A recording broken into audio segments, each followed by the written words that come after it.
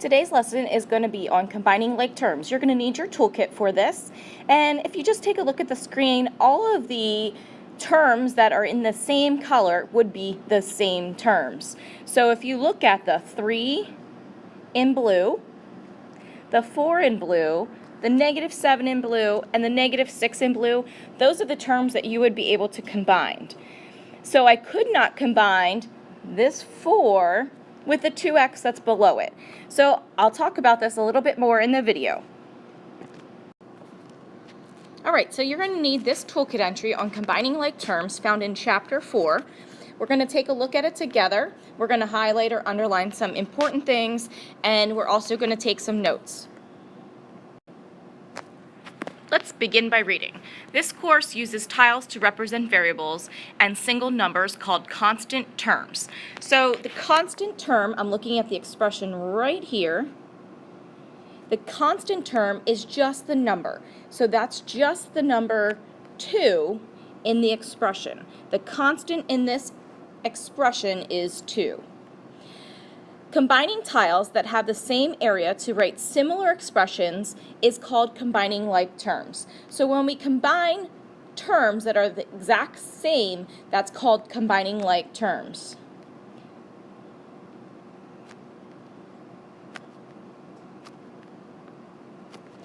More formally, like terms are 2 or more terms that have the same variables with corresponding variables raised to the same power. So we're going to take a look at this in a little bit. So let's look at the examples. We have examples of like terms, and the examples are 2x squared and -5x squared. They are like terms because they have the same exponent on the same variable. So then the second example they give you is 4ab and 3ab. They are like terms because they have exactly the same variables in them, a and b, and the a and the b are to the same power of 1. Non-like terms in the next example, so non-like terms are 5 and 3x. Those are not like terms. And then the other pair of non-like terms would be 5x and 7x squared because the x with the 5 doesn't have the same power as the x squared with the 7. So I'm also going to point out that there are some examples in this toolkit entry that you can take a look at, but we're going to take a look at our own. Alright, so this is the first example we're going to take a look at, and when you get an example like this, it's going to say simplify the expression using combining like terms. So we need to identify the like terms in the expression. So 4x has a number and an x that has no power. The x has a power of 1 actually. So we need to find another term that's exactly the same. So the other term would be the 2x. So I'm going to rewrite these. 4x and 2x. I'm going to put them together.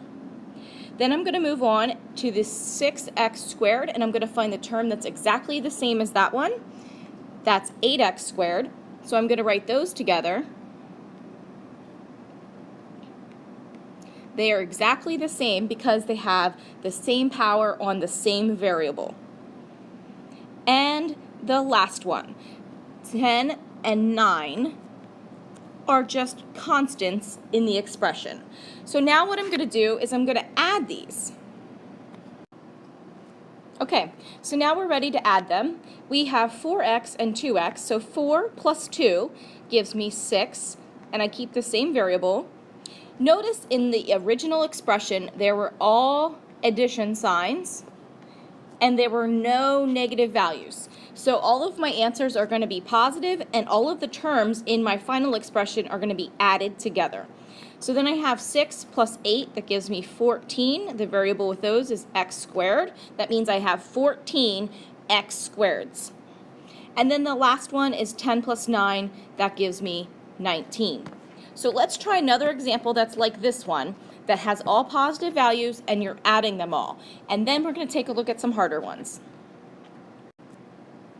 All right, why don't you take a look at this expression and see if you can find the terms that are alike and group them like I did in the last problem. So hit pause, copy the problem down, and see if you can do it on your own.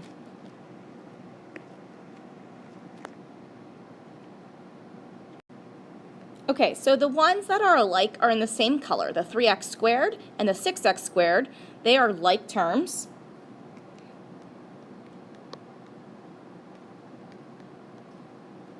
The 4x and the 2x,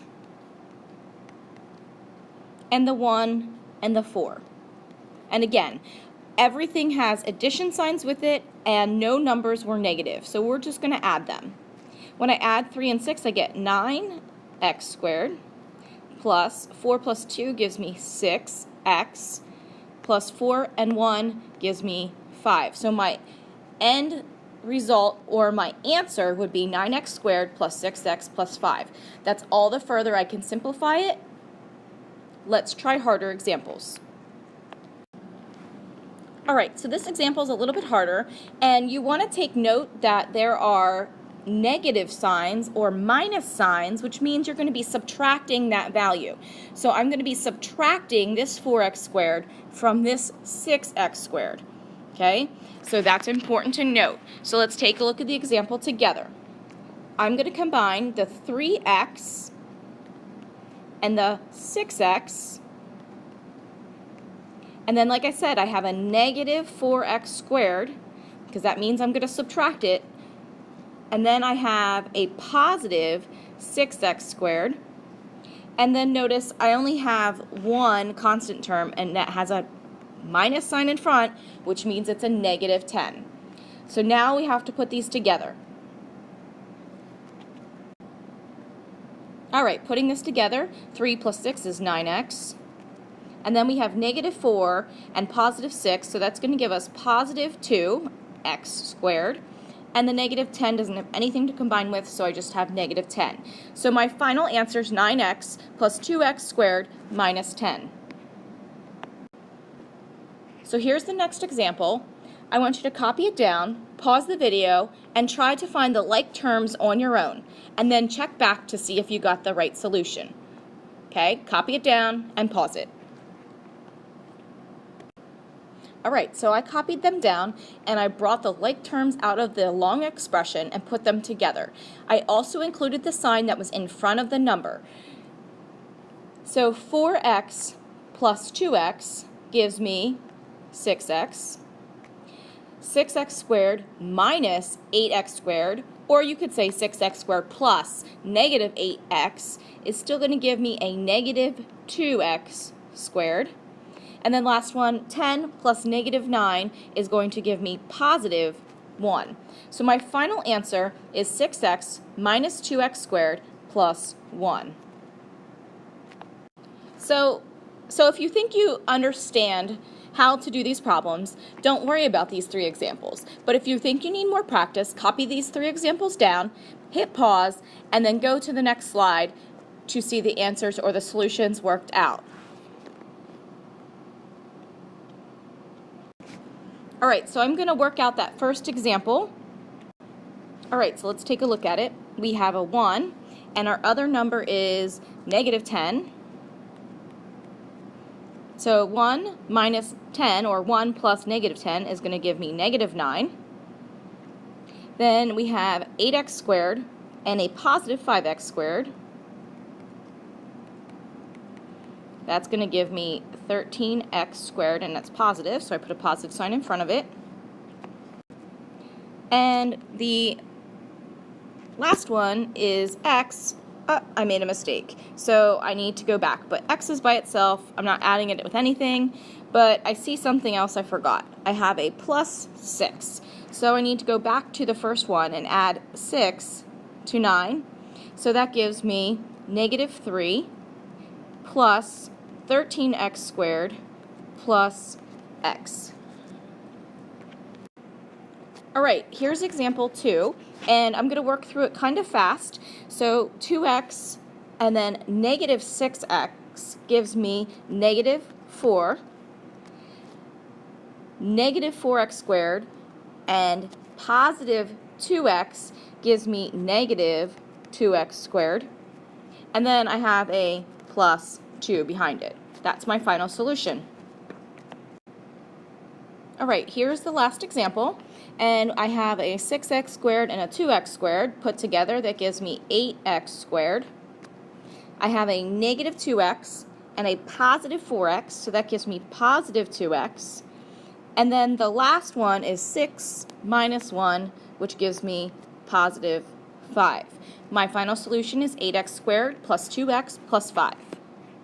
That's it for the video today. I hope you understand how to combine like terms. Please continue on your outline.